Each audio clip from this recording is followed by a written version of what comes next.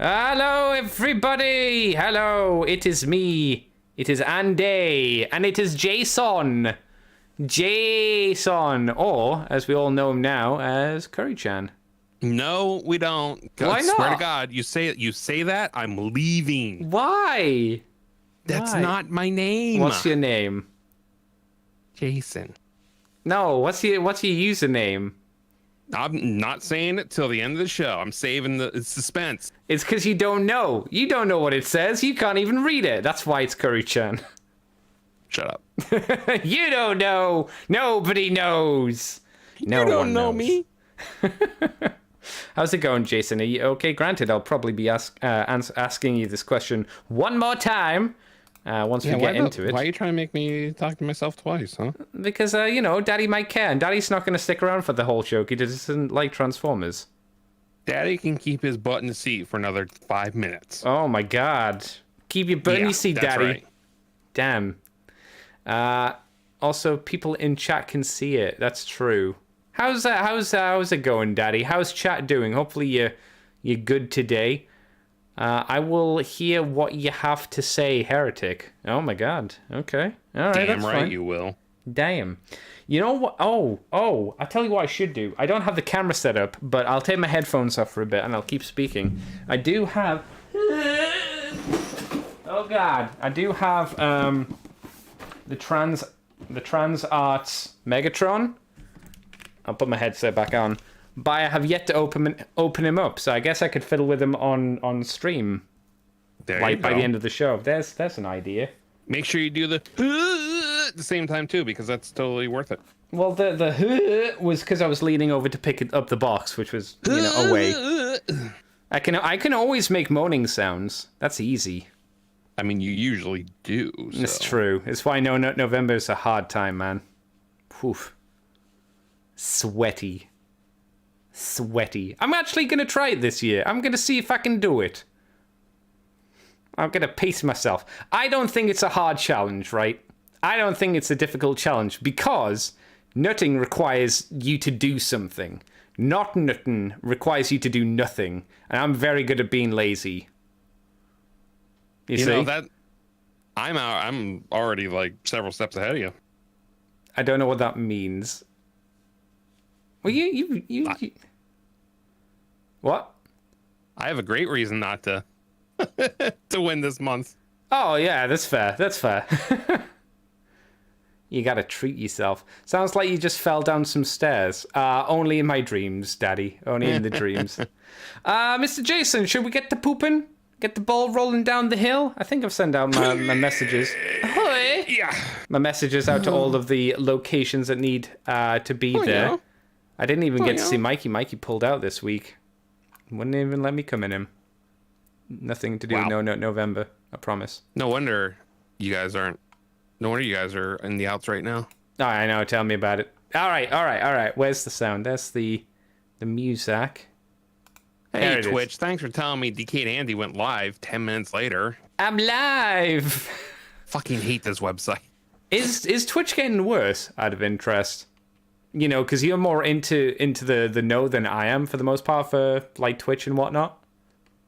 I mean, they actually just hired someone from YouTube. Shit, what does she do?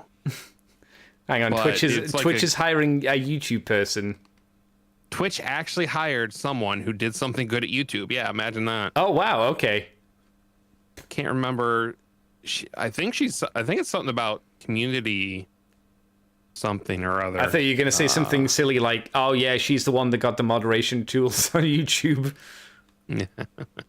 No, nothing like. No, it actually looked like it's a good hire, which is why it was very weird when I read it and I went, Oh, "Wait, wow. Huh. Twitch doesn't." I can't find the.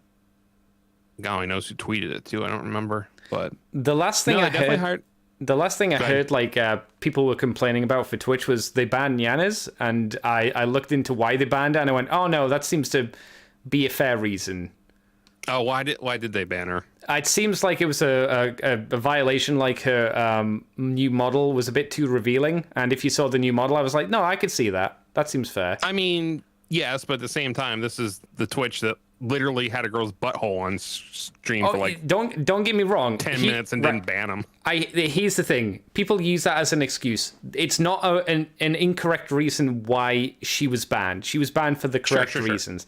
The problem is Twitch doesn't apply the rules equally. That's the issue that people should be complaining about, rather than, this lady shows a butthole, but she doesn't get banned, thus Niana shouldn't get banned. No, Niana should get banned, but also the lady showing a butthole should get banned. And also the girl that had sex on Twitch twice should be banned for more than like 3 days, I would say. I think that's a bit more of an egregious violation than just like, you had sex on stream. 3 days. It's like, I don't know. I feel like doing it twice is a permaban. I don't think that's controversial to say. No, doing it once, I don't know why you do it. I don't know why you do, but okay, fair enough. That's strike one. For the notoriety, that's why I do it. Yeah, I guess, but I don't, this is me, so I'm like, I don't know why, but I know why, but I don't know why, But then you go into the second time, and you're like, no, stop, don't do it. Once was enough. Like, you could argue away that the first time you accidentally fell on a penis. Okay, we've all been there. We've all slipped on a banana peel and oops, the penis has gone into our mouths. We've all been there, right? Slip, trip, fell on dick, yep. Doing it more than once? Fool me once, shame on you. Fool me twice, that's a penis in you. You see how it goes? I mean, it really seems like she didn't get the uplift in viewership she expected from the first time. She got an uplift, just not in viewership. Maybe if I do it a second time, then I'll get the notoriety and I'll get more viewers. I get more subs, because that's how Twitch works. Like, never change, Twitch. You're such a great, awesome website. Again, the rule was fine. Just apply them equally. And I think that's the biggest issue. Well, it's not the biggest issue, but from a community standpoint, it's probably one of the bigger issues. It's apply your rules equally across the board. That's the issue. Okay, here it is. Twitch hired YouTube alum Laura Lee as Chief Content Officer. Oh. So that's probably a good thing. What does a content officer do? Lee is tasked with establishing the strategic content vision for the site and will lead the company's global teams focused on streamer partnerships and development, content strategy, programming, and observation. No. Or operation. What does that mean? Well, if I had to guess, what it means is, hey, we stream NFL games now. Let's see what other shit we can stream on here that won't get us, that'll pull down the viewership of the thing we're streaming. Oh, so the idea will be she goes out and tries to acquire other streaming service like things, like you say, for sports events, maybe games tournaments and other events, stuff like that. That would be I would imagine that's under content strategy. Yes. Yeah. For sure. Okay. Yeah. Because what you read originally, that is definitely what they wrote, but it was nonsense. It was just business nonsense. It's just say what it is. Just bullet points. This is what this lady's job is, and you go, that makes sense. It's like, no, she goes out there, she kisses flowers and hugs rabbits, and money goes up. You see, easy. That's how it felt like. Well, like streamer partnerships and development, that's probably signing some streamers, but again, it doesn't look like streamers getting Ludwig's signed. coming back. That's really, yeah. I mean. Ludwig comes back and he does another video of him getting into another car and his old YouTube car exploding. Then he rips off his t-shirt and there's a YouTube one underneath. It's like, he rips off the YouTube one and it's Twitch all along. Or like, you could do it like a cool alien one where he like falls on the table and goes, ah! And like the Twitch cert pushes through like his chest and like it starts enveloping his body. Right. That's what I do. And then it pops out and starts singing, "Hello, my honey, hello, my baby." Yeah, exactly. And we're back. No, she's literally worked at YouTube, NBC Universal, and Viacom. So this is totally a programming thing, 100%. Ah, okay. No shit. But if you're gonna get someone to do it, seems like a good resume. I think she's probably a good fit for it. I just don't think. I think the streamer partnerships and development thing is going to be low on the list of things that Amazon wants her to do. Yeah, that probably makes sense. Yeah. Right, Mr. Jason, should we get to pooping? I mean, I've been pooping this whole time, yeah. Okay, well, fair play. I will begin the music, and we'll start pooping. All right, here come the music. Welcome to Moonbase 2.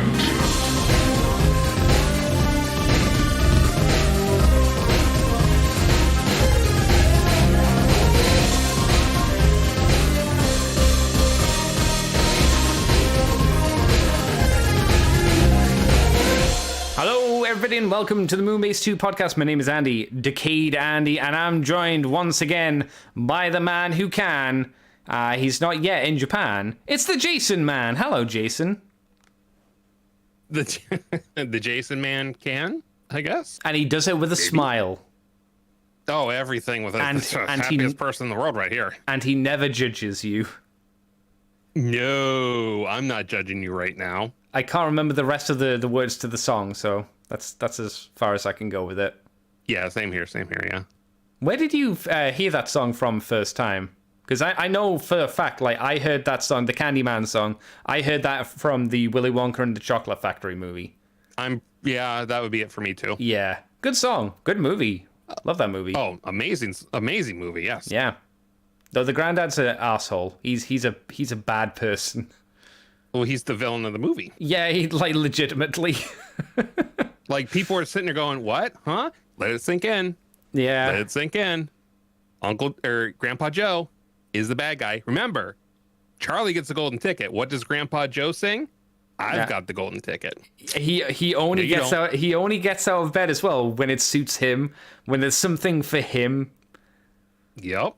Clearly showing that the old man could be doing something around the house and staying in a fucking bed with 4 of the grandparents or something. There was a lot of old people in that. 3 other. Yep. Yeah, there were a lot of old people in that bed. And that poor mother.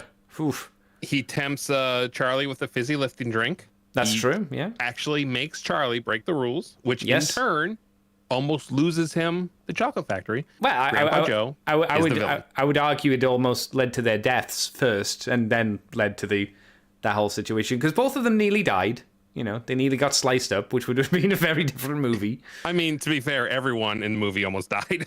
Yeah. But most of them were saved, but no one was there to save them. If they hadn't started burping, they'd like, Willy Wonka just comes back and goes, God damn it, there's blood everywhere.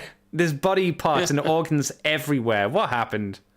I mean, to be fair, they already had to sanitize the whole thing, so That's true. it's not Yeah. like it made that any less. Do you mean when you say sanitize? You mean with all the human organs all around? They just close off all the doors, and it's just like a firestorm where this just rips through the room. Everything burns to ashes and crisp, and then like the Oompa Loompas come and clean the room for them. Well, that, or let's face it, there's a new licorice candy, limited edition, a few weeks later. Called Uncle Joe. Yeah. Uncle Joe's intestine. Woo! Whoop, whoop. How's it going, Jason? You doing well this week? Apart from thinking about eating Uncle Joe? Yeah. It's a little warmer today than I'd like it to be, but other than that, I'm doing okay. Here's a question: are you an upstairs-er or a basement dweller?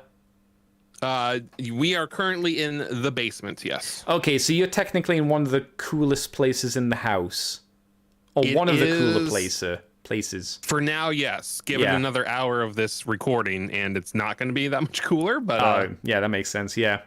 Yeah, but no, I have a little fan. I actually broke out the little fan I put away a month and a half ago for today because of how warm it is.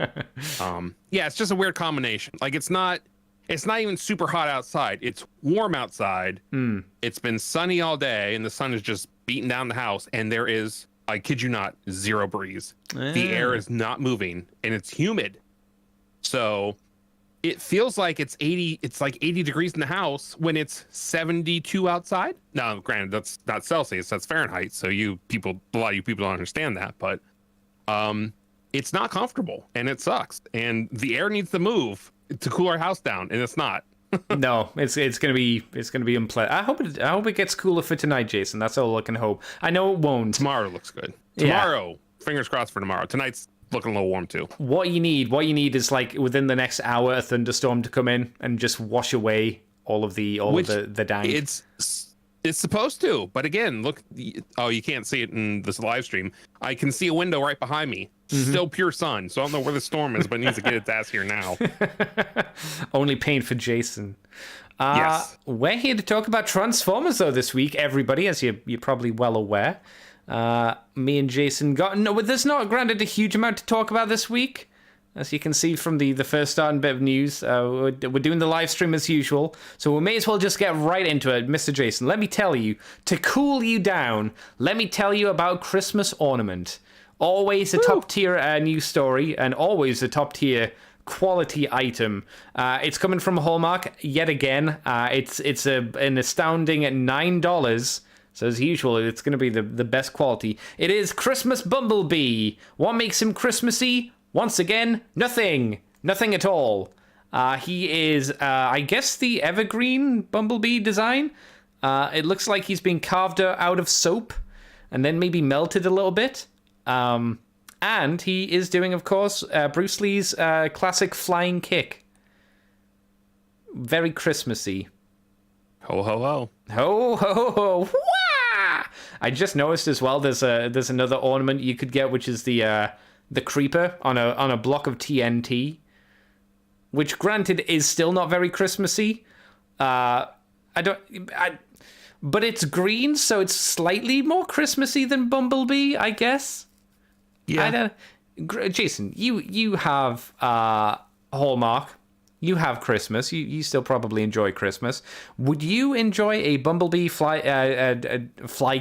dive kicking through the air at children to wish in the Christmas period? As one does towards children. Yes. That's the traditional American Christmas. You wake up, you go to the tree, and then you Bruce Lee kick all your children. It's just normal. That sounds like a happy holiday right there. Oh, happiest holiday I'll ever have. So, boy, the paint on this is terrible. Ooh, yeah. It's missing in spots. It's like leaking over into other spots. Talk about mass. It sells for $9 US. I have a funny feeling they spent about $2 US making this thing. It seems like it. I think you get like a better quality thing out of a 3D printer, right? You just need obviously sand it down. But if you just look at this, it's like I said, when I said it looked like it is carved from soap, I'm not joking. No, you're not. Not at all. Rough. Yeah, it's not a good. I mean, there have been good. I know there's been a couple Optimus Prime ornaments that actually look pretty good that would have been worth getting. I didn't get any of them, but aren't they more like $16? Are those ones $9 as well, from what you remember? Because I think those ones were a bit more expensive. Yeah, there's some more higher quality ones that are a little more expensive. Yeah. Yeah. Even if I was like, oh, I collect a yearly Transformers ornament for the tree, I wouldn't get this one because I don't like the look of it. I would 100% get the creeper on the TNT before I would touch the Bumblebee one. Here's the question. I have a funny feeling my son would agree with that. Where are the VTuber Christmas decorations? You know what? VShojo and HoloLive are both very much missing out in the fact they didn't do anything like that. I think it's a very easy thing to do. I mean, clearly these don't cost a lot, and you can sell them for $9. You could probably make like a little Gura, a little Iron Mouse, a little Connor. I know he's not VShojo, but people would buy an Iron Mouse and a monkey together easily, you know? A little Iron Mouse with like a Santa hat holding up a heart would be adorable, and I would buy 12 of them. Mm-hmm. Yeah, exactly. Easy. One for each day of Christmas. Yeah. Easy money, and the VTubers are missing it. And they'd probably make them more Christmassy as well than these licensed brands, at the very least, I would imagine. Yeah, and of course, if you do it with Melody, you could just her nipples would literally be Christmas lights. So there you go. Yeah, exactly. I wouldn't like to see where she puts the carrot for Rudolph, though. I mean, we all know. We might not say it, but we all know where that carrot's going. We all know. I'll take the next bit of I'll take the next bit of crappy news because there's not much to say here, but I would class it under crappy news. This is the Transformers Nemesis Prime giant-sized boubelle, or bubble as people normally read it, by the Icon Heroes. So yes, Nemesis Prime, you might guess is, of course, a black repaint of Optimus Prime into his Nemesis Prime colors. Apparently, the Optimus Prime was revealed at San Diego Comic-Con, which we may... Oh, yeah. You say, oh, yeah, but I don't remember. I'm sure we did talk about it, or we might have, but yeah. I don't know, yeah. You can pre-order it via the website for $125 US dollars.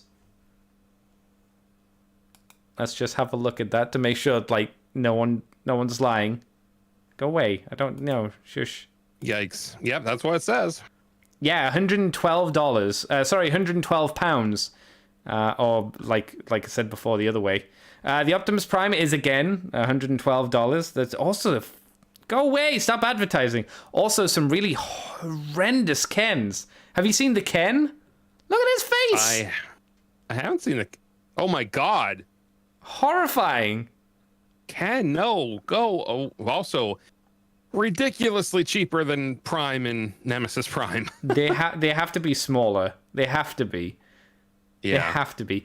Yes, these are going to be 12 inches tall, so they're big for whatever that means or matters. Jason, you like Nemesis Prime? He comes on a Decepticon Insignia base. Don't know why they're shown as a CG. Oh, they only have CG renders, but yeah. What do you think of this bobblehead? Because it doesn't look like the head's going to bobble too much, just because of the neckline and all that kind of jazz. Maybe I'll be wrong, but.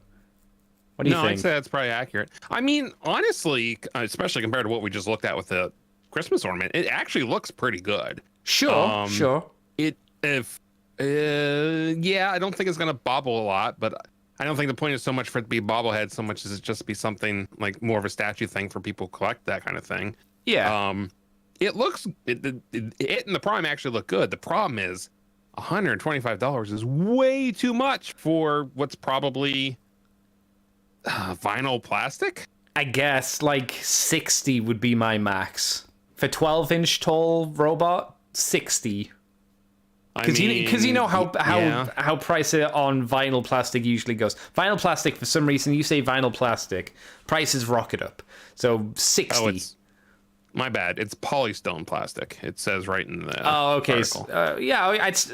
I'm still not going to push it up any higher than 60. No, don't. You shouldn't, for sure. No, that's me being generous. I wouldn't pay more. Like, if I wanted this, I'd only spend 20. Granted, I'd never get it for 20, but I think 60 is more reasonable than 100 whatever I said, 125.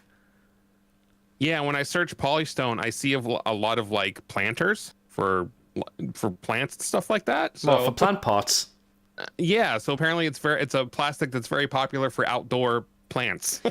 I think polystone is what do you remember the Hard Heroes from like 3,000 years ago? Yeah.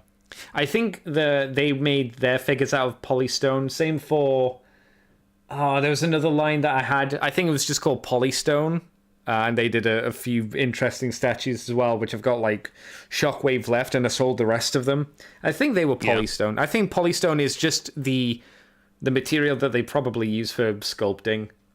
Granted, once I got the Hard Heroes and collected pretty much most of the statue ones, I was like, I don't need any more. They're nice, but I don't need more. And to be fair, I mean, if it's something that you usually use for planters outside, it's probably fairly decent quality. Might be part of the reason for the price, though. But yeah, it's just that's too much. It's even rough. For a bobblehead that doesn't look like it bobbles very much. Yeah, it might though. You know, I was just guessing. But yeah, still 120. Whew.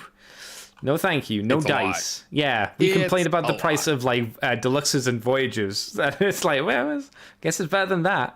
It's gonna weigh 3 lbs, so that's pounds, right? 3 pounds. Yep. How many stones are that? Like 0.4. Okay, 0.4 stones. It's what? It's either 9 or 12 pounds in a stone. So. I have no idea. I always think stone sounds like a silly measurement. Because how big of a stone are we talking? I actually just heard someone reference it. Yeah, so 1 pound is 0.714 stone. Oh my god. Measurements, it's stupid. Okay, a stone is 14 pounds. So It's not mini stone. It's a bit of a stone. It's a little chunk of a stone. It's a pebble. It's one pebble. It basically, yes, you could say that for sure. One pebble. All right. The shitty news is out of the way. What we got next, Jason? What we're talking about now? You say it's out of the way, but Oh, I wouldn't say these are shitty. These might not be things that we want, but these are not $9 Christmas decoration or 120 bobblehead. to be fair, that's actually fair. I've been very much a proponent of these kind of things, especially for the people who like to collect them on the show. But we have another set of updates from ThreeZero. ThreeZero, of course, being the company that makes a lot of the. I guess they're more like they're not. Are they statues or no? They're movable, right? They're posable. Yeah. So we have the MDLX Rodimus and the DLX Revenge of the Fallen Megatron. So this is definitely a much more stylized version of the Rodimus that we're used to from a G1, if you will. And then the Revenge of the Fallen Megatron literally just is directly taken from Revenge of the Fallen. Even has a good chunk of the weathering you would expect to see on him from his time in the desert and stuff like that. So yeah, these of course are two more of the upcoming pieces in these are non-transforming. So we actually have pictures of Rodimus beside Optimus Prime for scale, so we'll be able to get an idea of that once that gets shown. And apparently Megatron is the larger one. The DLX is the larger size. And then both it says here both look well done, which I agree with. I don't think there's as much to say with Megatron because it's just literally Megatron from Revenge of the Fallen. If you like that model, which I'd say most of those models have kind of grown on me over the years, especially Megatron is just such a different character in those movies. Plus, I enjoy Hugo Weaving as an actor, so his voiceover I'm okay with. But I'd say I'm probably a little more interested in the Rodimus. It is, like I said, a little more of a stylized version of the Rodimus we're used to from G1. I will say, and maybe you will or won't agree with this, I think that the way they kind of sculpted the chest with the orange is a little more than what I'm used to seeing with Rodimus. So it's kind of off-putting there a bit.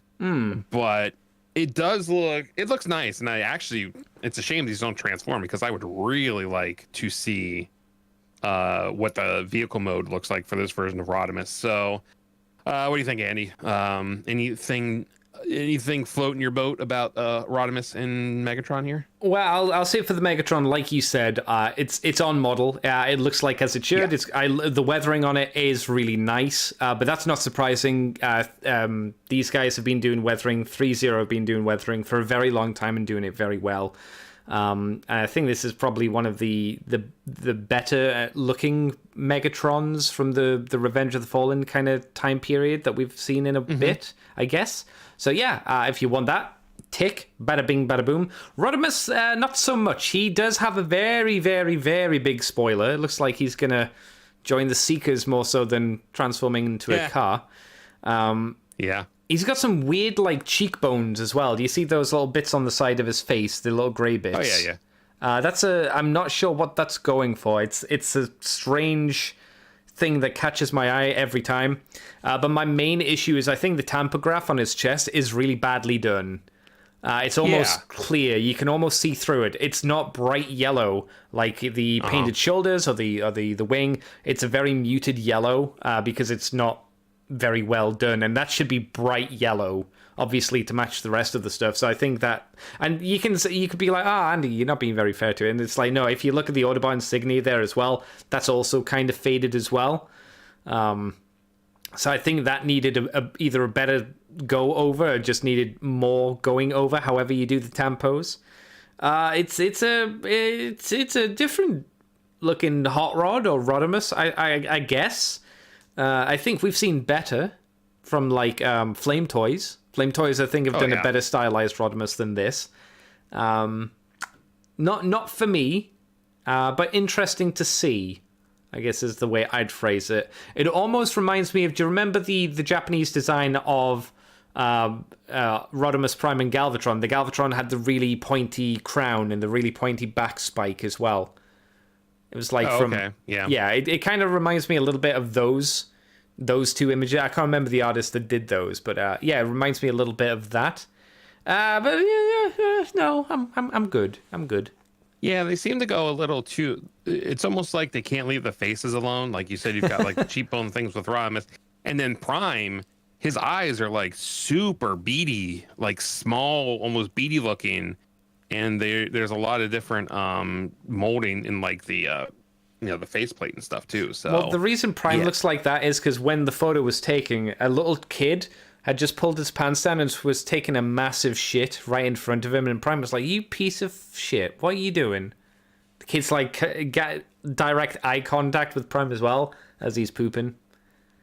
I mean, I can't refute what you're saying, so I'm gonna have to say you're probably right. Also, I like the fact that the handshake looks like Prime's giving the old man or old lady handshake, where it's just like lightly giving them the hand, and Rodimus is like, "Yeah, I'm gonna give you a proper handshake," and Prime's like, whatever. You know that limp-wristed handshake you've sometimes had, where someone just gives you. You think you're the new Prime, huh? Yeah, okay. Yeah, whatever. Whatever. Get the photo done. Stop shitting in front of me, kid. Yeah. All right, next in line. Yeah. Oh. Did you see the image of at Universal Florida or the Hollywood Megatron? one? Yeah. There's the Optimus Prime in the big costume.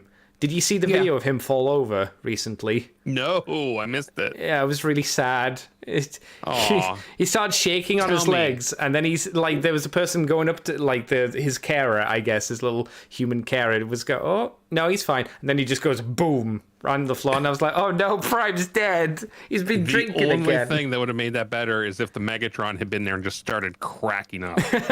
Yeah, I would have liked that as well. That would have been great. Yeah. I did see it with a Bumblebee cosplayer as well. But it looked a lot worse because like he landed and his costume it didn't completely explode, but bits fell off of it as well. I was like, oh no. Just what you want to. Yeah, it's a long way to fall because those guys are on stilts or something. So it's like, oof. Oh yeah. Oof. It's not. I can't imagine it's pleasant, but again, if the Megatron had been there and just started laughing his ass off, that would have been amazing. I don't even know in those kind of costumes. What do you even do? Because you're restricted. 5 people to come lift you up. Yeah, you get a pickup truck to come and just drag you away as the kids are crying. Optimus is dead. No. I don't know. Shall we move on? Better news? Absolutely. Yeah. Would you like me to take this one as well? If you like, you can zigga zigga her and be my lover if you want to get with my friends. So the Robertson Instagram has just announced a contest for all fans to win special editions of their auto-converting Optimus Prime figures. You have the chance to win one of the following prizes. The grand prize. There will be one Peter Cullen autographed flagship Optimus Prime, which of course is the bigger original release of the RoboSun automatic converting Optimus Prime. And then there are 9 first prizes. Don't ask me how you can be first 9 times, but sure. And each one of those will get a gold painted Elite Optimus Prime, which is the new one in the smaller scale, which also is cheaper and I think looks a little bit better as well. Yeah, we said that last week, didn't we? Yeah. Of course, there are 2 ways to participate. First, you will buy the all-new Elite Auto-Converting Prime. Okay. So your prize for buying one is to get another one but gold. Yeah. Via selected stores, which will be somewhere in the terms and conditions. Yeah. You then upload the purchase receipt to the official website. Second, and probably the most sensible one, you can download and print a form and send it in for a mail-in entry. No, that's better. No additional purchase needed. Good. Probably the way to go, I think. I wonder if it's one of those things where it's like you're less likely to win if you haven't bought one. Wouldn't that be shitty? So I don't know legally. I think that puts them in a very bad place. So I don't think that'll be the case. Certainly, yeah. Yeah, that's the thing. A lot of people don't understand. Like when you see giveaways on like Twitch and stuff like that, You can really break the law doing giveaways in America. It's not hard. It's there's a lot to consider, which is why you probably should be very careful doing that kind of stuff if you ever want to give something away. When it comes to things like Elgato and like big companies, I'll enter, and then when I don't win, I'll just like unfollow. I'm like, there we go, we're done. Oh yeah, absolutely. Yeah. As a matter of fact, I think I followed the Nerdist Twitter account to try to win a Godzilla thing, and I can't wait for that contest to be over because the Nerdist Twitter account is hot garbage. Oh, is it just aggressive, like, tweeting of shit you don't care about? Uh-huh. Yeah. Yeah. So yeah, I can't wait for that. But yeah, so you can find a link for the complete rules and conditions. And I'm going to say it again. It doesn't take, if you got a stamp laying around, download the form, print it off, and see if maybe you have a chance. But yeah, I wouldn't. Yeah, like I said, in America, you got to be very careful about giveaways. So I have a funny feeling that there's no added benefit to paying. Well, there can't be. I can almost guarantee you that, unless it specifies that somewhere in that you agree to it in the fine print and stuff like that. But yeah, so you can win I don't want to win the gold one because we've talked about like the Golden Lagoon versions of these toys on the show, and I don't think either you or I like them. Yeah. I will say this does look better than what Takara put out recently because the gold color matches. I know those Takara ones recently were like gold, mustard yellow, gold, like right in the middle of the torso is like mustard yellow and it looks terrible. Yeah, I would agree there. That's a fair comment to make. I guess it's two different things because you're not expected to handle this yourself. So maybe there's a reason manufacturing wise why they do it, but yeah, it still doesn't change the fact that this looks more consistent. I don't like the fact that it's kind of it should be, I think it would look better if it was like gold plated, right? Because it would have that glossy shiny look to it, where this is very, for the most part, matte, and looks like more like a wrapping for a chocolate bar than like a prestigious item. For sure. And yeah, I mean, and of course, if you get one signed by Peter Cullen, you're probably not going to open it. So this is very much a collector's kind of thing. Did you see the one signed by Peter Cullen? It's just a red one with a little tiny signature, I guess, on the top of it. Yeah, it's like wow, wow. I mean, hey, you can't really. I mean, I guess you could put it like across the windows, but that would just be distracting. So I guess that's the best you're going to get. But yeah, so not a whole lot to discuss on that one, but at least the gold color looks a little better than what we've been seeing recently with some gold toys. But what else we got, sir? What else? Oh, wow, you're moving on quick. I don't blame you. But yes, we do. We've got some hot pre-orders. I say that. I only bringing this up because I was like, oh, this is a thing. So if you remember War for Cybertron, we had Skylinks. Sky and Lynx, which I always thought was a weird way to define them, but it's technically true. And who was the other one? Jetfire, again, redos. If you missed out on those guys originally, it seems like you'll be able to get them again. I don't see how you missed out on Jetfire, because he's been redone at least one more time, if you really wanted the Shattered Glass version. I wasn't too interested in either of these, because I've never liked Skylinks. I think he's a cock, and not in a good way. And again, we've talked about how kind of blasé we are on Skyfire. Jason, did you miss out on Skylinks? Do you want him? I did. Yeah, I did. I always want Skylinks because Skylinks was probably the most expensive Transformers toy I had when I was a kid. Oh wow! Yeah, I can see that. Yeah, he was quite expensive. He was all electronic. He was a big piece of plastic as well. Yeah, that makes sense. He could walk. Yep. He could walk. Maybe there's some licensing you have to get from NASA for the space shuttle. I don't know if that's the case or not, but possibly. Maybe not for the space shuttle, but for the logo, maybe? Because I don't think any shuttle looks like Skylinks there, but I don't know. I could see that for sure, yeah. But yeah, I have the MMC Skylinks behind me again. You can't see it in the shot. But... Oh, that was quite nice from what I remember. Though it was very expensive because you had to buy two separate ones, didn't you? Yep. Yeah, yeah. I think aside from Power Baser, that's the most expensive. Well, I guess it's technically two because you get one without the other, but why would you, right? Yeah. So as much as I like Skylinks and stuff, because I have the MMC version, I didn't get it. it's nice to have the option again, and maybe, I don't know, I'd like to think maybe this one will end up, I doubt it. I mean, if they re-release it, they did it because it sold well enough, and I'm sure they were careful about how much they made this time.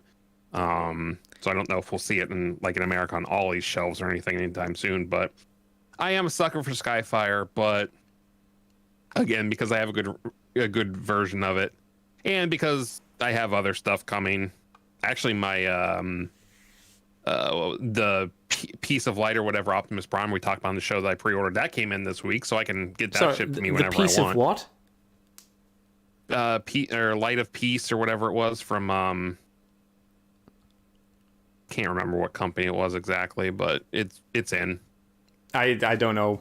I thought you were saying piece of shit for a second, which is why I was like, piece of what? No, Light of Peace. That's the Magic Square Optimus Prime. Light of Peace. Are you? Sorry, is that one the leader class size version, the masterpiece scale version, or is that the masterpiece? Yep. Okay. It's a masterpiece size one. I didn't think you were going to go for a legend scale one, but no. Okay. Nope. So he's in. So I have. I don't. No, sorry, Skylinks. I don't got the money for you right now. So yeah, but. Yeah, it's not for any reason other than just finances, but I am and always will be a sucker for Skylinks. So every time they do a new one, I got the Combiner Wars 1, even though it wasn't. Oh no!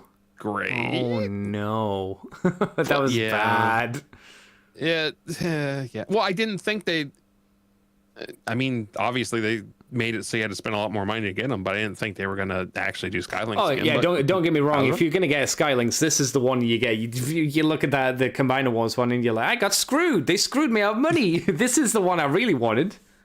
Although to be fair, they were cheaper back then too, so they were not as much as they would have been today. But yeah, well, this was technically our first Commander class, wasn't it? It was Skylinks, yes. And it was Skyfire after that, and then obviously the rest from there. I wonder what the justification is for re-releasing these ones, because I don't think we really get re-releases of deluxe figures or Voyagers, at least from what I can remember. So I wonder what the justification is to do the Commander class figures. Is it because Christmas is coming up? They want to have just more variety on the shelves? I'm assuming Commander class sells well. Could be part of the reason. I don't know. The Hot Rod, the Rodimus Prime did not shift. At least not here. Yeah, I mean, he was, I think at one point he was on a pretty big discount here as well, but plus he's also recently, so I don't think they'd have to release him. But bigger toys, bigger molds, so maybe they're trying to get a little bit more return investment on the molds themselves. That's fair, yeah, because they didn't, from what I remember, there was no repaint of Skylinks. There was only the one of Skyfire, which was the black version for the shard glass. So yeah, you might be right. Maybe that's why they're doing it. And I think the other thing is, I think the biggest problem with Rodimus is, with Rodimus Prime is just no one really felt it was necessary to do Rodimus Prime as a commander class. Maybe. Especially with the trailer opens up and stuff, but there was nothing in it. It was empty. Yeah. Meanwhile, I'm sure I can't imagine Menasor isn't selling like hotcakes because of just what he is. Yeah, he does a lot. He seems to justify the price. It's still too much, but it's you go, okay, no, I can see why you're charging a lot more for him than the Combiner Wars one. It just makes a lot more sense. That freaking Titan's Return or Power of the Primes Rodimus is one of the. So many people are like, oh, it's such a good. No, it is trash. Anyone who owns that should feel ashamed that they spent money on it, and I'm included in that. To be fair, there was a lot of Power of the Primes that kind of fell into that, unfortunately. Yep. Yeah. Big Swingin' D in the Twitch chat says, am I alone in being surprised that Hashtag have not done the Earthrise Optimus Prime in G1 Toon colors for hips? Seems like something they do. They like to do that kind of little changes. Well, they like to do just repaints of Optimus Prime as well. The engineering on Roddy's bot mode is absolutely fantastic, though. Oh, for the Commander class.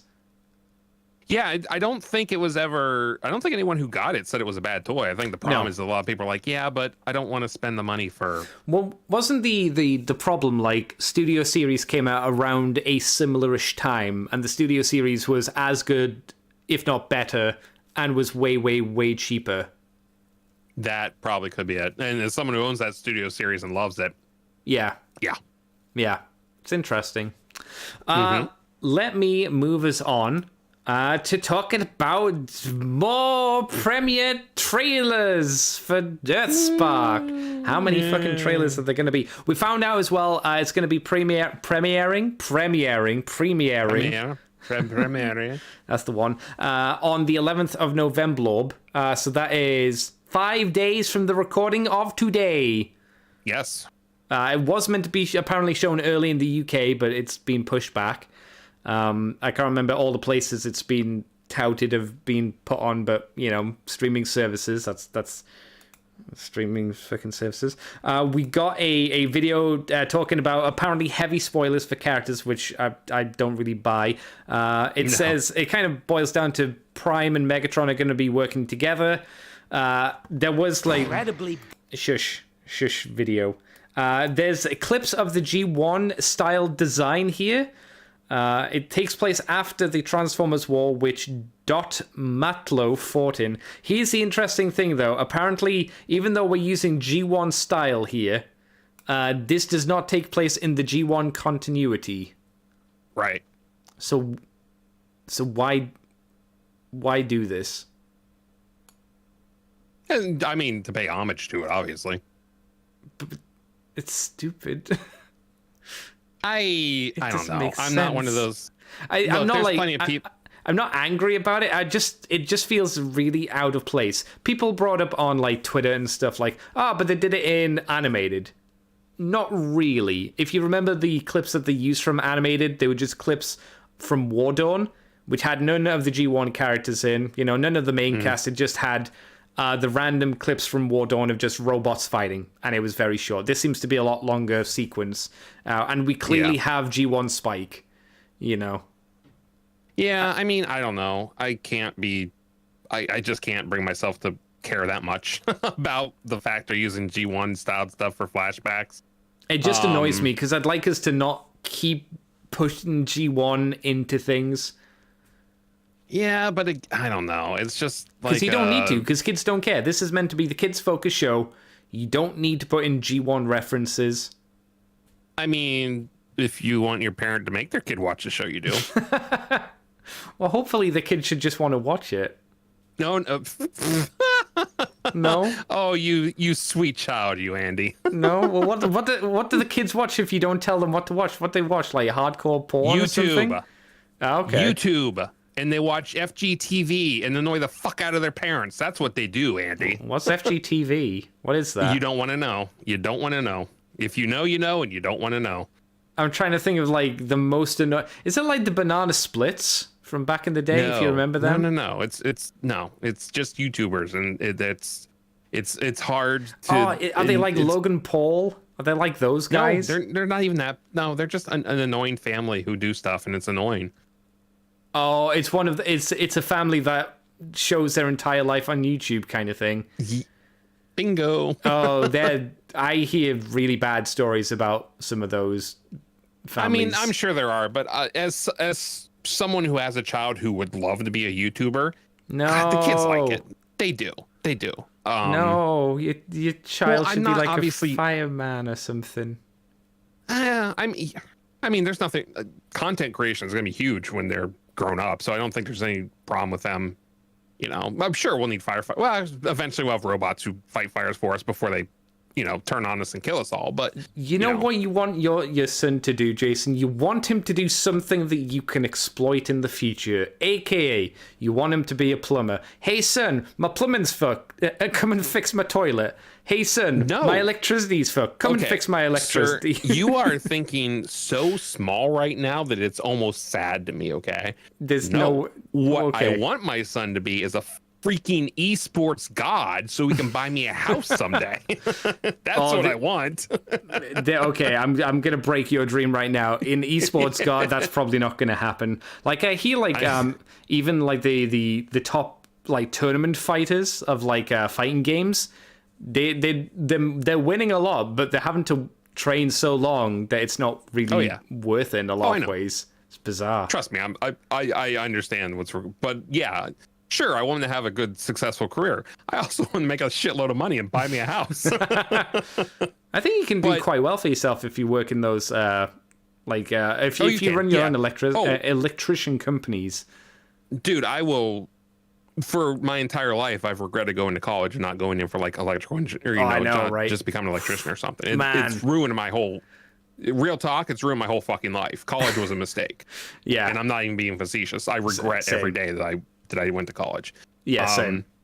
And while I was being slightly facetious, like honestly, there is a component of you need the parents that recognize some of this to get the kids to watch it, because otherwise they literally do just sit there and watch their tablets and YouTube all day. That's mad.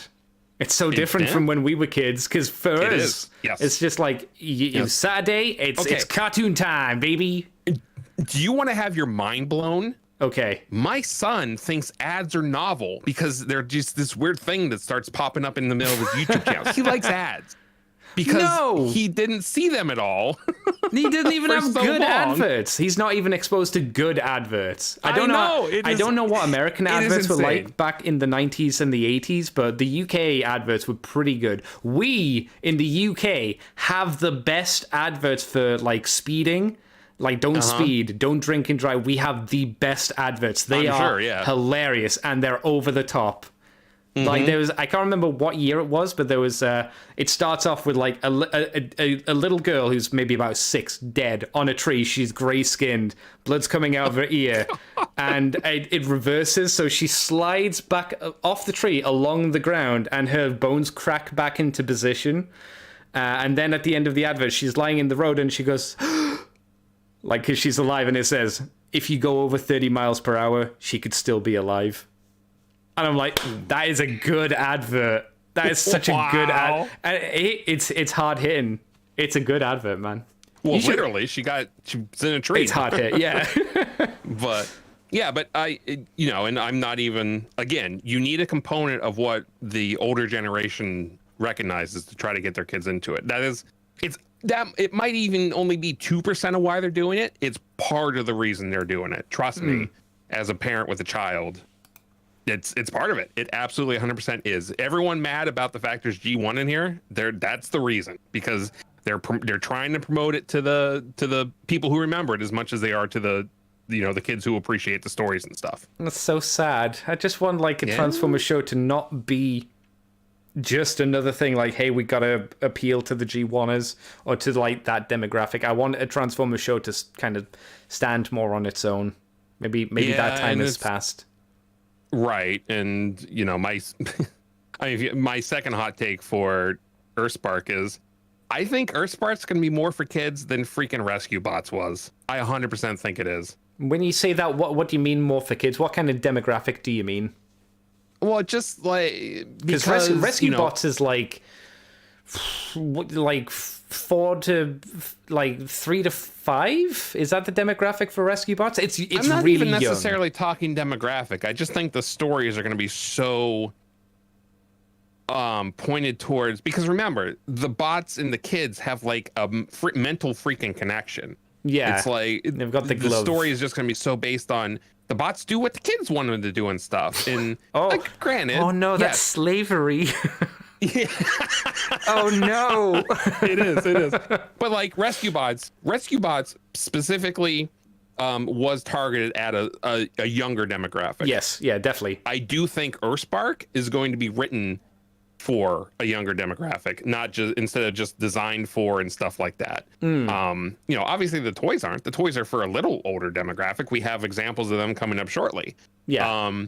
The toys are for the usual, I would describe as the usual demographic for the most part. Right. But because there is such a focus on the family involved in the show and the fact that the kids and the bots are basically just the same thing, I might not even be articulating it well enough to describe what I'm saying, but I just feel like when I watched Rescue Bots with my son, I watched it because I was enjoying Rescue Bots. Rescue Bots was a fun written show. I heard it was actually really solid. Yeah, Nicole DeBeers and the people who worked on it did a really good job. Yeah. I don't get that watching this. Like, I don't want to watch this. It doesn't appeal to me at all. And it might just be because, again, they are leaning so hard into like the family aspect of it over the Transformers aspect of it, which as you know, it's a worry. We would love, we would like a Transformers show that just be about Transformers, and that's just not going to happen, unfortunately. But yeah, it just seems like, I don't know, it doesn't appeal. It doesn't appeal to me the way Rescue Bots was, and Rescue Bots was written for kids.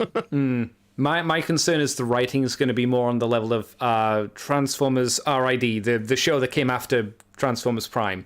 You know how it started off and nothing happened, and it's really flat, and there's no kind of interesting story points. Every episode just kind of happens. They regress characters from what they were, because it was apparently it was a continuation of the Prime story. Yeah, it was. And it ignores all the character growth from the show, and everyone's really petty. And they act more like children in the show than anything else, which is bizarre. Yeah, right. That's my worry. Like, it's not a fun show to watch. Yeah, and eventually they moved away from that. They brought Starscream back and stuff, and it started getting a little more interesting. But even then, it was just reference. It was just a reference. Hey, do you remember Starscream? Here he is for a few episodes. Hey, do you remember Soundwave? Here he is for a few episodes. Yes, there's an aspect of that, again. But you also had crazy new characters like frickin' Bisk was a lobster that turned into a car. That was pretty cool. Springload, a frog that turned into a Jeep. That was also, they had cool characters. So no, they didn't have. No, I disagree. They didn't have cool characters. They had cool designs. The characters behind them were very one-dimensional and basic. The best you got was Steeljaw, who actually had a bit more of something going on. Steeljaw's good. Steeljaw is the best example. Yeah. But there's plenty. Evangelist will back me up on Springload, because I remember Evangelist being a huge fan of Springload too. Is he a good character there, or is he just like a neat design? No, he was. I can't remember the specifics, but his drive was to find a certain it was like an artifact or something. I can't remember exactly what it was, but he had development, he had a drive for something. He was more than a design for sure. Bisk, I might not be able to say that for. Bisk might be more design over character. I wish I could believe you though, but you go, he had development, but I can't remember what it was. Okay, dude, it was years ago. No, I know. It's just it didn't stick with you kind of thing. I mean, Megatron in G1 doesn't stick with me anymore because of how long ago. That you can't hold that. You can't hold that. Megatron didn't have a character. Well, no, I'd argue Megatron doesn't have a character change. He's.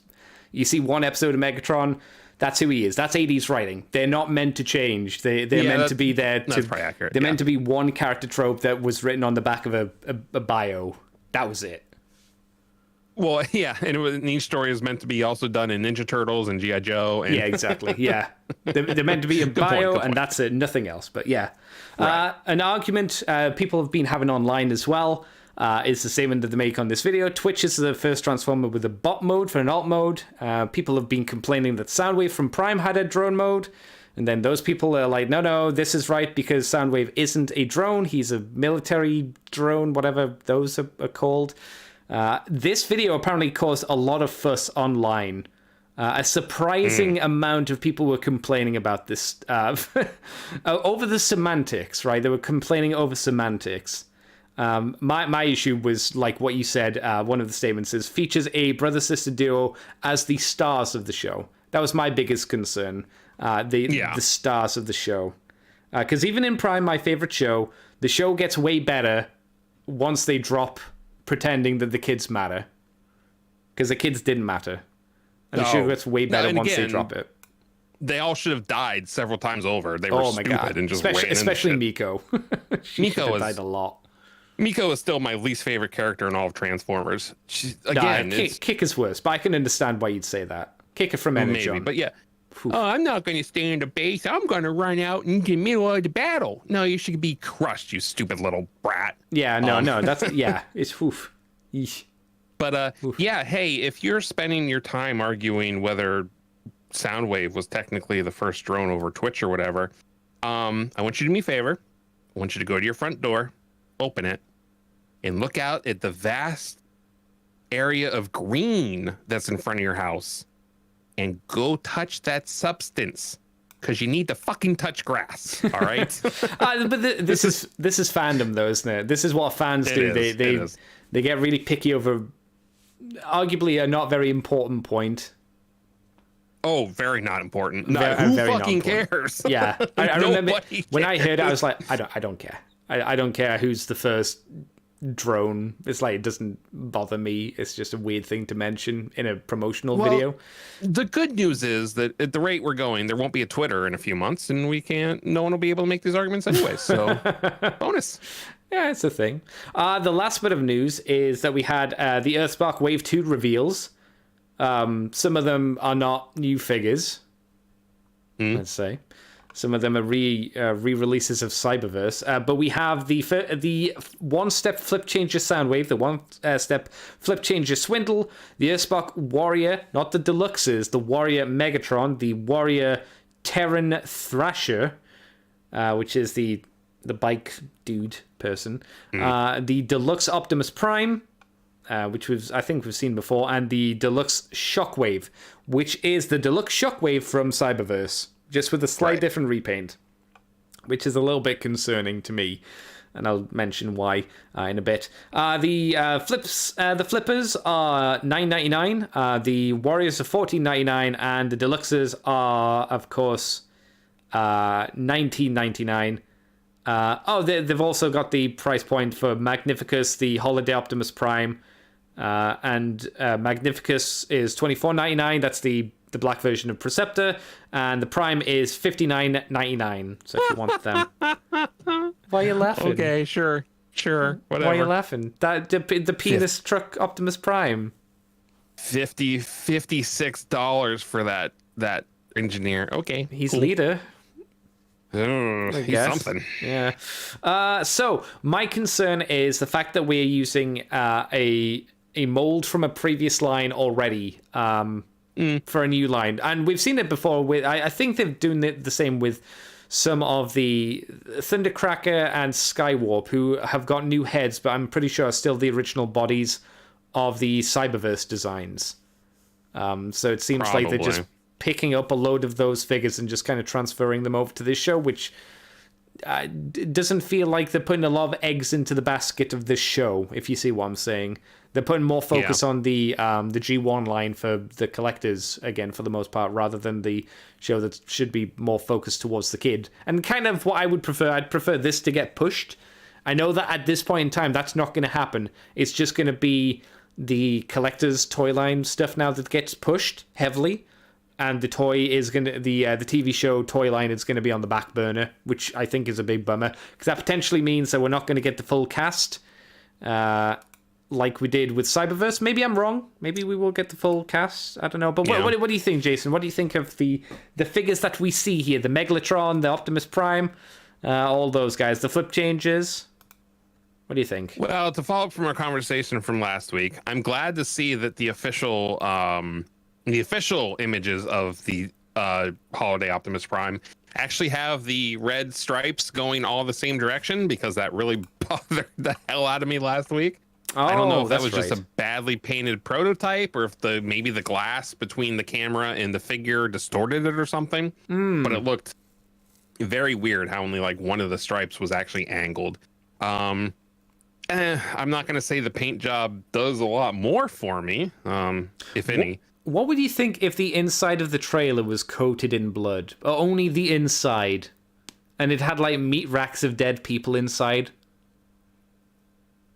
It would mean Christmas to me, Andy. Wouldn't it? It would. I mean, that's how I spend my Christmas. Isn't that what you guys do? Well, my favorite movie is what's it called? Meat Train? Have you seen that one with Vinnie Jones? No, but I've heard of it. Yeah. I've definitely heard of it. The Meat Train. I'm sure there's a porno version of it as well, but with different kinds of meat. Course. I mean, yeah, it's not even a parody. It's just what several of them are called. Oh, God. Yeah, but again, the whole trailer on the back of his legs and stuff. No, I can't. I'll be interested to see if this is like big for collectors. It probably will be, especially ones who never gonna open the box, because why would you? Sure. But as far as the Earthspark stuff goes, I was actually pleasantly all right. So Shockwave, obviously Cyberverse. I didn't actually get the Cyberverse Deluxe of him though, so I might be tempted to grab him if I see him. Kind of the same. kind of the same. I don't Yeah. mind his color scheme. You know what I would have liked for a stupid reference to G1? Make his gun like orange. Then he would have been the Action Master color scheme. But that's not important. I think it looks okay though. Yeah, I agree. Megatron, I don't know. Like Megatron's design is fine, but his transformation is so just smushed, like weird. Like, we pull up the chest and fold the legs. We're done. Woo! Yeah. And yeah, his propellers. Well, again, it's the price point. You're not going to get much more, but his propeller just hanging off the end of his arm is just not great either. And it's amazing because Shockwave just still turns into that crab tank thing, but I still think it's 100 times better than the Megatron. Because it's not meant to be anything. Right. I mean, I guess that's the bonus to Shockwave turning into nothing. It's just like, yep, he turns into this thing. Okay, fine. Yeah. But to me, the most pleasant surprise is I actually really like the Optimus. Now, yes, the back kibble is horrific. Again, it's the price point, what they're doing with the toy. No, but this is the deluxe one. This is the $20 one. I know. Okay. But it does make for a very, very, very clean of the front, which is good. Slightly worried about the fact that every pose he's in has him leaning forward. Kind of makes me wonder. Well, why would that be? Why would he do that? Yeah, it kind of makes me wonder how well he actually supports that backpack. I think we know. But for once, Hasbro / Takara actually did a fantastic job with the photo. That photo of him walking towards you, you barely see the back of him. It's a really good representation of that design, and I really like it, and I do want to get it. And I like the truck mode. Obviously, it looks really good because the front of the truck is on his back. But that looks really good too, and it's actually. I'm kind of interested about the transformation because that backpack has to flip down and like come the whole way around. So I'm wondering if maybe it's on like a swivel, like underneath his chest or something. The engineering for him actually looks kind of interesting as well, which is not something I would have expected for these toys. So yeah, I'm actually oddly interested to get that Optimus Prime. You'll actually buy it, do you think? I might. Now, granted, he does have very hollow arms, which, That's 2022, isn't it? Yeah, it really is. But again, this isn't the main line, so to me, it's kind of a little more acceptable. Now, the real winner would be if I'm sure there's a pin, but if there isn't a pin and you can just take that backpack off, hell yeah, brother. I'll buy it and just take off the backpack and, if I ever want to put him in the robot mode, you just slap it right on the front when you transform him. Yeah, it doesn't look like it's a pin, does it? It looks like it's just like a plastic kind of nipple joint kind of thing. I don't know what you call them, but it looks like you could probably just pull it off, potentially. Unless the pin's hidden. I would like that if that's what it is. So yeah, very much surprised at how much I'm into Prime. So I'll probably snag him when I can. And yeah, again, just the redo, but Shockwave is nice. I agree with you. The Action Master colors would be pretty cool. And Terran, he's fine. He's New fine. bot, yeah. It's kind of cool how he can be on his wheels and his legs at the same time. Oh, Thrasher, whatever he's called. Yeah, the bike guy. No, Terran's the bike, right? Yeah, Terran's the bike. Terran Thrash, that's what he's called. Oh. Thrash, yeah, whatever. Why is that? I get it. He's on Earth. Yeah. Doesn't mean we have to call him a Terran. Oh my god. And as much as I like Swindle, I don't like one-step changers. So I'm kind of out on both Swindle and Shockwave. I'll throw out a reason why I'm not a big fan of Thrash. I don't like his colors. Yeah, they're very boring, muted colors. It makes me think that it's a prototype. Like, they haven't actually colored it up. Yeah. He needed, like, a bit more bright poppy colors on him, I think. Like, you got Megatron, who's grey, but he's got the black to kind of offset it. And obviously black versus the I was going to say the metallic grey, but that's a lie. The black, a much darker grey, sets off nicely against the whiter color. The grey set off against kind of a swampy dark green, but not a vibrant dark green. I don't think visually does a huge amount for him. I think if you slapped him in, you know what color scheme he'd look quite good in? What? What's the psychiatrist colors from More Than Meets the Eye? You know who I mean. Chat, help. Yeah, I do. I'm Help, trying to chat. think of his colors, though. Race Jason, because I don't know. Psychologist, he turned into a key. Well, wrong. Rung, that's him. That's him. Yeah. Rung. Yeah. That's it, yeah. Rung. I think he'd look better in Rung colors. And I think he's got the goggles and the face shape to probably pull off a Rung visual aesthetic, right? Yeah. It wasn't Freud, big swinging D. But I'd like to see. I think getting Freud in the show would be quite interesting. It never happened, but yeah. No. Anything else to say about these figures for Wave 3? Or is that all you got, Mr. Jason? No, just again, I'm surprised with how much I'm into the idea of picking up that Optimus. So I'll probably agree to get him, but I mean, nothing looks. It's nice that they're putting It's nice that they're putting the effort they are into this, but so much of it just isn't the kind of thing I would get. So Are you gonna watch the show when it comes out? I mean, I'm not, because you've got Paramount, don't you? I mean, I will when Strange New Worlds comes back. Oh, okay, you don't at the moment. Okay. Right. I will probably see. I don't know. I'll find a way to see it because obviously it's for the show, and I'm interested to see the start of it. Doesn't mean Yeah. I'll keep on with it. See, here's the thing. I was gonna say if I hear good things about it, but I don't know how much of the. I don't know. I'm not as in tune, unless someone specifically. Okay, so unless Mikey talked about how good it is on Twitter, I probably won't have a clue. So unless I hear really good stuff, I don't know that I would even. It's the same thing with like Star Trek Prodigy. I don't really want to watch that. Oh, I saw even though it's- I saw they've got the Borg in that, and I was like, oh, for fuck's sake. Well, Janeway's in it. Of course, you have to have the No, Borg in you it. don't stop using the Borg, please. Star Trek. The Borg are the Unicron of Star Trek. Oh, 100%. Then they shouldn't be. You've ruined the Borg. Everybody, I think, in the Star Trek fandom, who's ever liked Star Trek, would agree that they've ruined the Borg because they just keep bringing them back. And stop. Do something new. Make the Ferengi the threat they were meant to be in the next generation. There's a twist. I don't know. I still see. But You they did such a- want to see the Ferengi with their laser whips. Come on.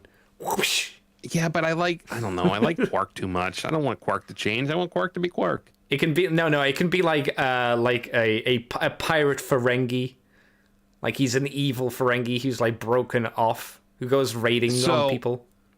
Here's what they need to do. So obviously, Picard season 3, Worf is a pacifist because that's such a smart idea. Oof. Worf needs to get his ass kicked by a Ferengi with a whip. Oh yeah. If that happens, I think, and then a Pakled needs to beat Geordi up as well. Yeah, Oh, wait, they already did that. they've 'cause already it's done Geordi. that. Now what? I'm already imagining for the scene for it's. Do you remember the scene from Starship Trooper where he's like, bite down on this, trust me. Uh-huh. It's that, but with Worf and a Ferengi. Whoosh, 1, whoosh, 2, 3. Actually, it would probably be terrible, but what they should do is they should bring the Pakleds back, like hardcore, and then it just turns out that the whole stupid thing was an act, and they literally have set in place an entire plan to take over the entire galaxy. Do you remember? And they enact it, and it works. Do you remember Think Tank from Voyager? That one episode, Think yes, Tank. I remember Think Tank. Why not get Think Tank to take control of the Pakled? And like all the would work. Pakled needed was someone with a guiding mind to help them forward. Oh, geez. See, you're doing it. You're taking I'm it. not sure- You're taking it. I'm not sure it's a great idea, but it would be like, yeah, I remember Think Tank. They're still alive. They're actually a kind of a legit threat because they're the incredibly intelligent group of individuals brought together with a machine. It's like, oh, this is okay. That is, that's brilliant. I think you have a brilliant idea. Also, it's amazing how many things from Voyager, as much as Voyager is like, it's like, oh yeah, that was a cool idea. That's the problem with Voyager. There were a lot of interesting ideas with Voyager, but then there was also where Janeway and Paris devolved and had sex as lizards on a planet and had babies. It's like there's that stuff as well, and you go, oh, oh.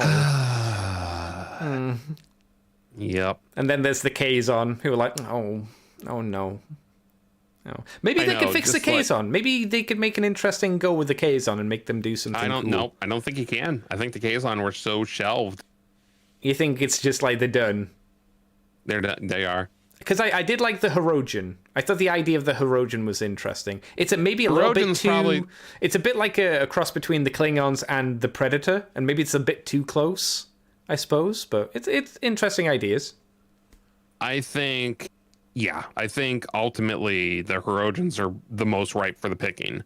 Yeah, I think you could do that. Okay, so the Hirogens somehow take control of species 8472. Oh my god. And have them do their dirty work and just hunt the entire galaxy, and half the Federation is dead within like 3 weeks. Wow. I mean, it's a better idea than, all our dilithium blew up because whatever the hell Saru has got mad one time. Is that still a thing in because that happened, and is it still going on, or have they fixed the dilithium by season 3? That's probably fixed, isn't it? That's probably okay now. It might be. I don't know, but yeah, all the dilithium blew up because someone got mad. Somehow it blew up across the entire galaxy, which is like, what? Yeah. Someone got mad. Yep. It's like, no. Pac-Led are a major part of Lower Decks. Oh, the show, The Lower... Okay, the card... do you watch Lower Decks, Jason? Because I couldn't. I watched the first episode. It was fine. Mikey says it gets better. I watched later on and went, oh, I still can't do it. I just hate the humor. It's the kind of show I would probably like, but I just don't... It's hard for me to latch on to any TV show right now. So that alone... I don't think I can. If it's not Strange True Worlds, I'm probably not watching it if it's Star Trek, unfortunately. Yeah, chat's saying that it's a great show. I tried the first season for a bit, then I tried halfway through season 2, and I was just like, I just can't connect to this humor. I really don't like it. I just hate it. I just aggressively hate it. Personally. Anyway, well, you don't like fun things, so it makes sense. No, it's true. I was watching some of the Next Gen episodes last night. I was watching the special features where it was the Okudas and a few of the other special effects people talking about how they were doing special effects. It was on the Blu-ray collection. I was like, this is fun. I like listening to these people talk about this kind of stuff because they're very passionate. Very passionate. But that's all of the Transformers news for the week, Mr. Jason. So, I, of course, ask you the usual question of, what have you done, son? What have you been up to this week? What have you done for fun? I don't really think there was much. It wasn't a very eventful week. Trying to think of anything particularly of note. We are continuing our MCU watch through. Oh, what are you up to? We are more than halfway through phase 3. So you're into the Disney era now at this point. Oh yeah, for sure. Yeah. The last one we watched was Guardians of the Galaxy Volume 2. Okay. Which still has the saddest ending of any of the movies. I think very well done too. I think that the kind of tribute that's put, the family aspect of it and everything, and I think Yondu's send off I think is very well done in that as well. I've always enjoyed the second one, but watching it again, I'm trying to think. Was that it came out? I think after I had a child. So some of these movies, it's weird because like there's pre-child and post-child.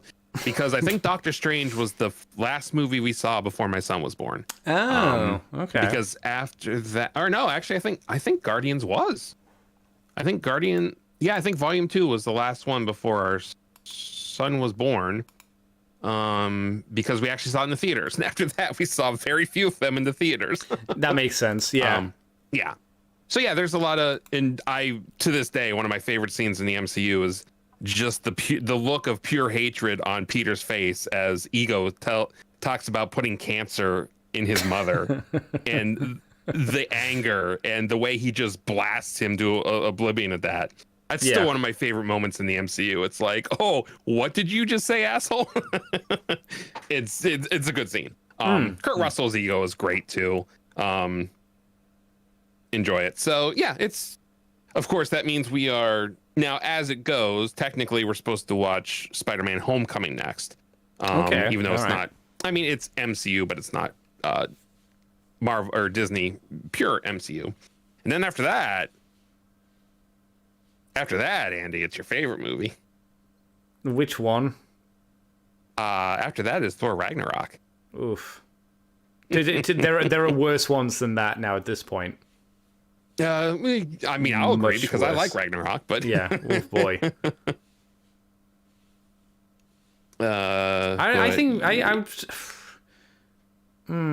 I'd say Black Panther's a lot worse than Thor Ragnarok. What? Wait, what? Yeah. Black Panther's pretty bad. Wasn't it literally up for Best Picture? Black Panther? Yes. Yeah. I shouldn't have got it. It shouldn't have been put near it. It's not good. Wow. It's literally really bad. The first person I've ever heard say that. Yeah, it's because a lot of people aren't brave enough to actually say it. I don't think it's good. It's pretty aggressively badly written. I mean, the ending isn't great. I mean, that's certainly like a cherry on the cake. You know, watching a PlayStation 2 game poorly be played. Oh yeah. Oof. I don't think anyone argues that either. I do think the rest of the movie holds up pretty well. But okay, that's interesting. I didn't know you aggressively hated it that much. Yeah, it's not as bad as Multiverse of Madness. That's probably the worst. Is it the worst one? In terms of writing, Multiverse of Madness might be one of the worst. No. Might be one of the worst, yeah. No, I think Eternals is far worse than that is writing wise. I haven't seen Eternals, but I'm willing to believe that. I'm willing to believe it. If you want to watch a movie where you see the twist coming 5 minutes into the beat of the movie, watch Eternals. No, I don't know. To me, I have a hard time just doing maybe the writing isn't great, but goddamn, there's some good directing there from Sam Raimi and stuff. So I think the worst parts of the movie elevate the highest parts. You know, that's the reason. That's why Godzilla vs. Kong is a good movie. The story is shit. The kaiju fights are amazing. So it elevates the film a little bit. I would say that it was a fun movie, not a good movie. It's like saying Independence Day is a good movie. It's like, it's not. It's fun. It's not good. See, I don't know. I think for what it was and what it does, it's a good movie. Oh no. I'd say it's fun, but it's not good. It's so bad. there's so many bad writing things with it. But to me, a good movie isn't the same as a classic movie. Like, I think Goodfellas is a classic movie. It's way better than Independence Day. But I still think that Independence Day is a good movie. So basically, it's the definitions we disagree on, effectively. It could be. What we define a good movie versus a classic movie. Because I wouldn't use the term classic for a movie description to someone. I would use it as kind of a...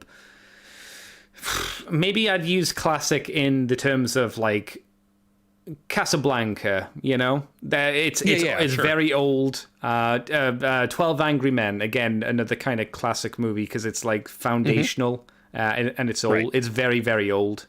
Maybe that's why I would describe it. I don't think it has to be old necessarily to be a classic.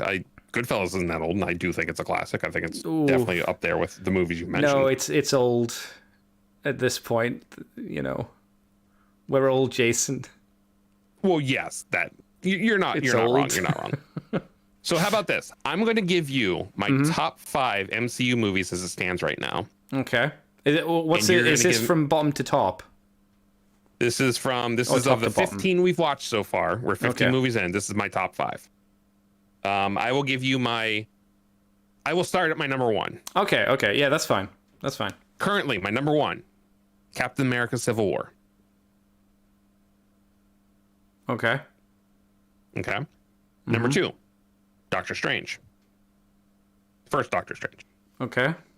Number three, Guardians of the Galaxy Volume 2. Again, like I said, good film about fathers, family, and stuff. It spoke to me. Number five is Avengers, the first Avengers. Okay. Or number four is Avengers, I'm sorry. And number five is the first Guardians of the Galaxy. That's my current top five. Okay. Through 15 films. Any of those aggressively stick out to you as, why did you say that? Like, I know why you said it, but Winter Soldier is one of those surprising films that, from a writing standpoint, gets a little bit messy in places. I didn't say Winter Soldier. Oh, sorry, which one? Civil War. Oh, Civil War. No, that makes sense. Yeah, Civil War is actually good. I didn't like it when I originally saw Civil War, but it's actually pretty good. It's actually Civil War. My issue with Civil War when I originally saw it wasn't actually Civil War. You know, it wasn't the comic book movie. Right. Oh, the comic book. But when I try and divorce it from what I remember Civil War being, it stands up and it holds. It's like, it's not the best one in my eyes, but it's like, no, it's solid. It's entertaining. Right. Civil War is a mainstream superhero movie that ends with a character preventing another character from committing suicide. Yeah. And also ends with with someone finding out that their parents were murdered in cold blood and attempting to murder the person who murdered their parents. Again, in a mainstream superhero movie. And it's pulled off. So I think that's why I give it as much credit as I do, because that shouldn't work, but it worked pretty well. And I would say Black Panther is much, much, much better in Civil War than he is in his own movie. Oh, I wouldn't argue. His introduction to the MCU is really good. It's agree strong. with you there, yeah. He's a really strong, powerful, interesting character at that point, and I find that he becomes a little bit of a joke in his own movie. Yeah. And I don't like it when they take the urgency of the hero and just go, haha, aren't you silly? It's like, no. He's literally the king. Why are people making fun of him in his own movie? His sister, granted, yeah, it's okay, but she treated like he's the king. And she's like, haha, I'm going to take a silly photo of you. It's like, no, what are you doing? Oh, boy. No, the only other one which I was a bit like, oh, okay, is probably Doctor Strange. See, yeah. Now, I wouldn't say Doctor Strange is bad. I would just I'd put it more in the mediocre to middling kind of category for myself. I kind of just go, feels a bit flat. Like a similar story, story that's similar to it that I think's done better is the first Iron Man movie in a lot of ways. They kind of the first Iron Man was my number 7, so it's just outside that top 5. Yeah, I think Iron Man 1's. I would personally, if I was in your shoes, I would swap Iron Man and Doctor Strange around, because I think Iron Man does the same story but in a better way than Doctor Strange. I expected Iron Man 1 has always been very high for me, but it's solid, I found the more I watched the movies, it did kind of go down further than I would have expected. To me, the biggest thing about Doctor Strange is, now granted, a lot of the effects are, because it's mostly geometry and buildings and stuff. The CGI is great because it's mostly buildings shifting around and stuff like that. So I get it. That's kind of a cheat. It's a lot easier to do that kind of stuff in CGI. Just ask Inception. But it also, for as much as people shit on Marvel movie themes, Michael Giacchino is doing the theme for this. He did this theme for the 2009 Star Trek. He's done a bunch. Michael Giacchino is one of the most famous, composers out there right now. He does really good work, and it was really good, this movie as well. I definitely remember that sticking out to me. And that moment with that moment between Strange and the Ancient One, where she's dying, is actually really well done too, especially with like the lightning and the slow motion and stuff. So there's a lot of Doctor Strange that really stuck out to me when I watched it. For what's probably the third or fourth time. Right. I that's where I have it where it is, but. No, yeah, that's fine. Yeah. Yeah. Other than that, though, it wasn't super. I'm trying to think of. Oh, one thing I did do, and you'll be happy to hear this. I'm not sure. Will I be happy? I updated. So I updated to the most current version of OBS the reason I did that is because I had been using, in order to have my display or to have my stream settings, I was using a plugin called Stream Effects, because it has more precise settings for the NVIDIA NVENC stuff that you and I both use. Oh, okay. Yeah. But it's not compatible 28 yet. And actually, the developer for it is a gentleman named Exeldro. He's also been announced for another project with another thing. So I don't know if it's ever going to get updated. But the new version of OBS actually has new NVENC settings, and you can actually get really good picture quality with that. So I just said screw it, and I updated. So all of the pieces are in place, Andy. I can pretty much start streaming whenever the hell I want now. Oh, he's going to stream tonight, everybody. No. Oh. Dude, it's 100. It's like 100 in this room right now. I'm not streaming tonight. Yeah, well, isn't that what it means to be sweaty? Like when they talk about gaming, that's what it means to be sweaty? Yeah, I'm gonna. Yeah, you're right. I should fire up Fortnite, sit in the bush the whole time, and just sweat my ass off. But yeah, everything's set. So hopefully I can start before too long doing that, and I'll of course give out my channel details and stuff here shortly when it's time to go. It's different than what you might think.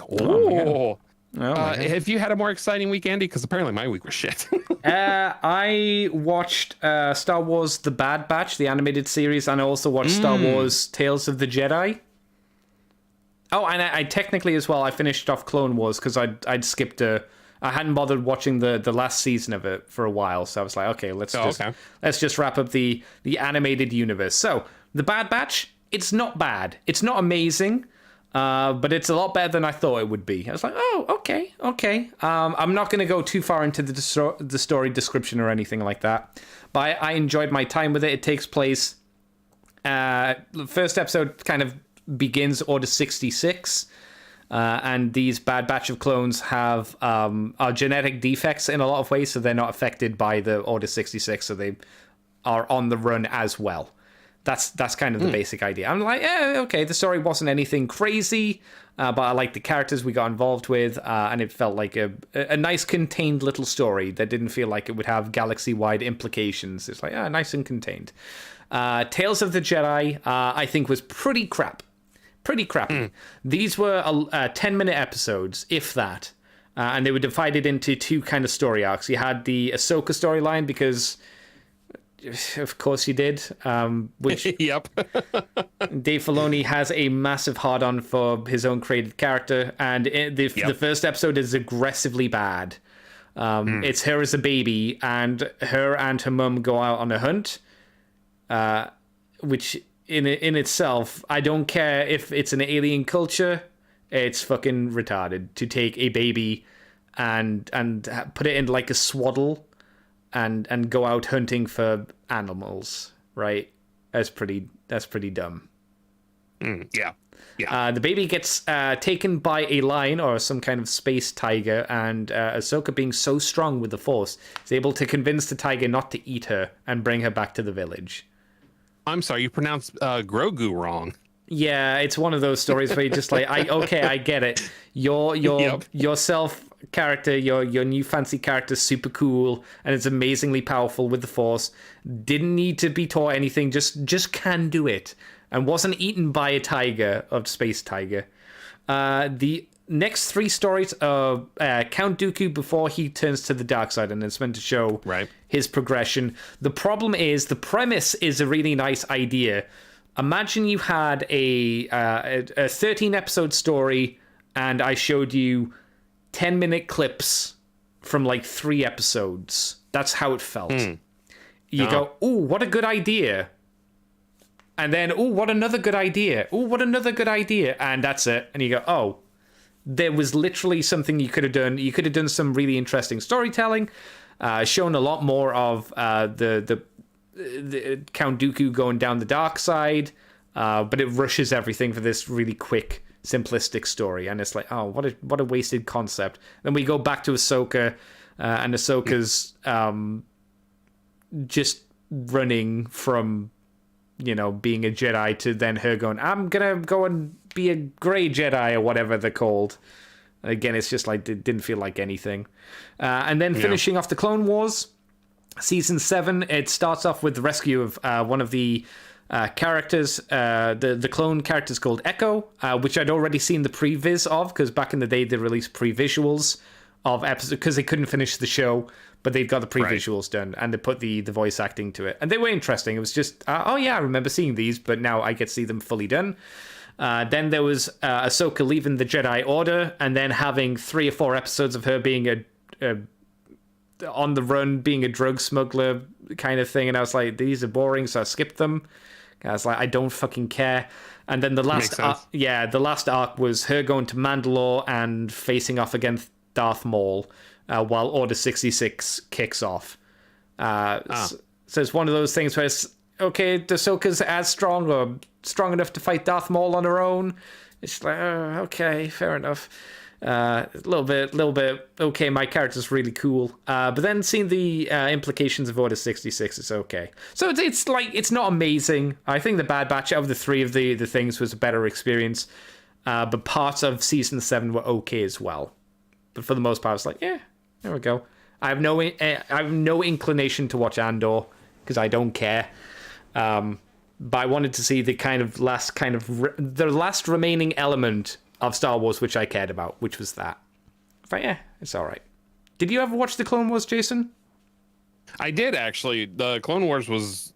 I was living in Arizona, actually, back when that was, like, first on. I watched the first season. I think I caught a little bit of the second season, and I've never finished it. So you watched it while it was airing. So you watched it while the continuity of the episodes was in this really weird place of showing them it completely out of continuity. Yeah. Which was stupid. I think that's how they aired. I think that's how they're shown on the DVD as well. But there's like if you go into Wikipedia online, there's like watch these in this order, then watch these in this order, and it just works a lot better narratively. Yeah, I do remember. So weird. Now that you mention, I do remember like watching an episode, and like 2 or 3 weeks later watching another episode going, wait, why was this now? Why wasn't this then? Yeah. So I do remember that. It's bizarre. And then, of course, there's an episode with Jar Jar, and I'm like, why are we doing this? Why? Also, I keep hearing so many good things about Andor, but I just haven't turned it on yet. I think even Jai earlier today said that Andor is really good. So yeah, I hear a lot of people saying Andor's good, and I'm like, a lot of people said like The Mandalorian was good as well. First season, I mean, the first season is definitely really good. Second season, maybe not so much, but I mean, it's better than fucking Rise of Skywalker, where the hell that movie was trash. I'd rather take a shit in my mouth than that, but you know, I guess it's a fair point. But yeah. I mean, obviously, you don't care what I say, because I've told you to watch Strange New Worlds 1,000 times and you refuse to do it. So, unless you've got a torrent for it, then there's no way I can do it. I don't have a torrent, but I can get you some episodes. Just give me a little time. I'll get you some episodes. No torrents though, but I can get you. I'll get you episodes. Don't worry about it. Okay. Seek it out. No, but yeah. Oh, and speaking of Jai, I completely forgot. I made him spend £2,000 this week. Oh my God! Join Jason's OnlyFans, everybody. That's right. No, he needed a computer for his video, for his upscaling stuff he did, and I was like, well, what's your budget? Here's what you get. And his computer can spank not only yours, but mine out of the water. Oh, well, I mean, to be fair, I didn't have £2,000 to spend. Right. I think we spent 800 on the one I'm using at the moment. Yeah, for what you could spend, we got you a nice little system there. But also that's a fair point, because Jai's now paying inflation prices. Since I bought my stuff, everything's gone way up, if I remember you saying correctly, right? For the most part. Well, I mean, it's gone up at the very least. I mean, a lot of the components that were more expensive after you did are back down, so not so much. I'm sure inflation affected a little bit of what he could get, but I mean, when I say inflation, I mean COVID inflation, because that was a time period. Yeah, that's that time for that affecting. That's PC already gone. Mostly over. Okay, yeah, that's fine. But hey, I'm always willing to throw together a system for somebody, because that's a lot of fun. Especially playing with somebody else's money, going, oh, you do this, do this. Not mine. But tell you what, that thing's gonna upscale like a mother. Let me tell you. That's good. Jai might be able to play games if he wanted to. I don't think he will, but I guess he has the option to, right? Yeah. Yeah, there you go. There you go. Apart from that, what else have I been up to? Like I said, I've been watching Star Trek. I am up to date with Gundam, Witch of Mercury. It's going into a little bit hard on the school drama stuff, which I was kind of concerned about. So maybe it'll swing away from that hopefully soon. Kamen Rider Geats continues to be okay. It's yet to hit the home run out of the park where I go, oh shit, this is really good. It's still just kind of going along going, oh, yeah, it's okay. And today I built the Necrons that Big Swingin' D, who's in the chat, sent me.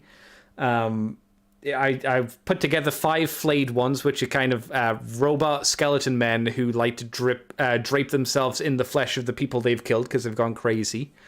They are incredibly unpleasant to build as models. Because they are thin. They are very, very thin models because they're skeletal in nature. And they've got like large hands that cross over their chest. And obviously the chest is a separate piece. So you kind of got to slide that in under their arms while they're gluing slowly. So yeah, they are not fun to build. They're cool looking models, but not fun to make. I also put together... What else did I put together? I put together a few other Necrons as well from the Shadow Vault. It's not Shadow Vault, from the whatever the new Necron update models were. I built a few of them. They're fine. Again, Necrons. The problem with the stuff I've got from like Games Workshop is they're all really thin because they're all undead. So they're all a pain in the ass to build. It's not fun. If you get like models that have guys in big Shadow Vault, thank you, Big Swing D.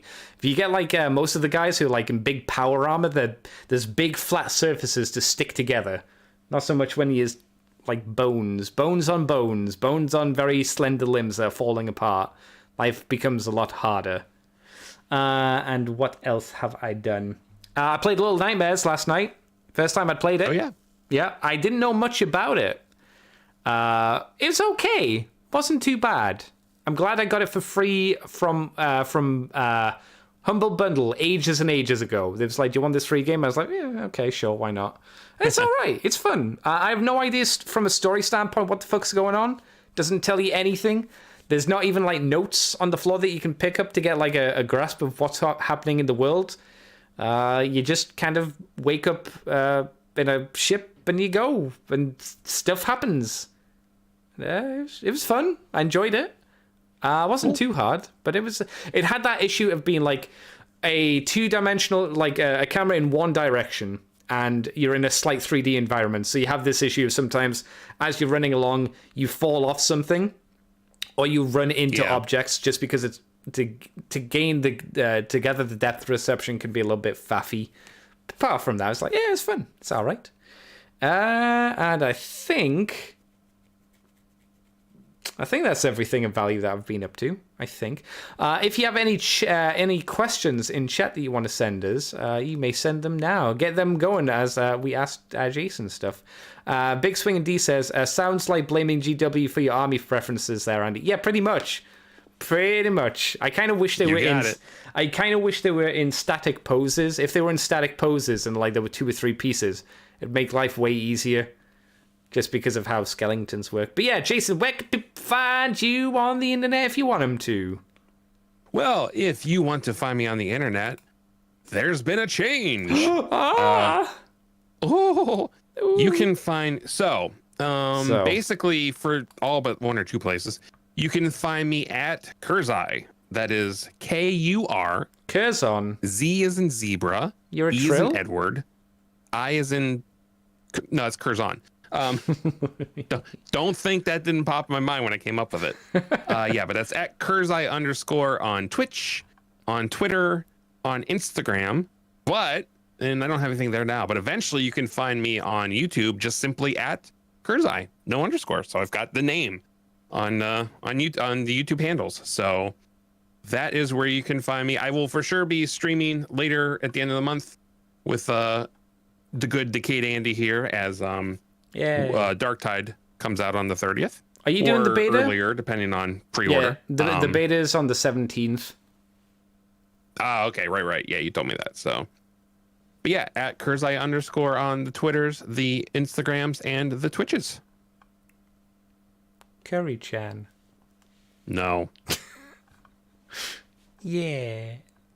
No, fuck off. Little Curry-chan. Fuck you. You can find me on Twitch and YouTube as Decade Andy.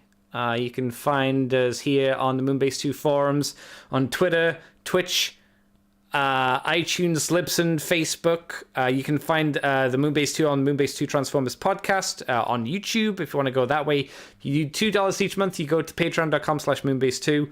Yeah, you get the extended version from the Files of Teletron 2, the whatever comic stuff that Mikey's got going.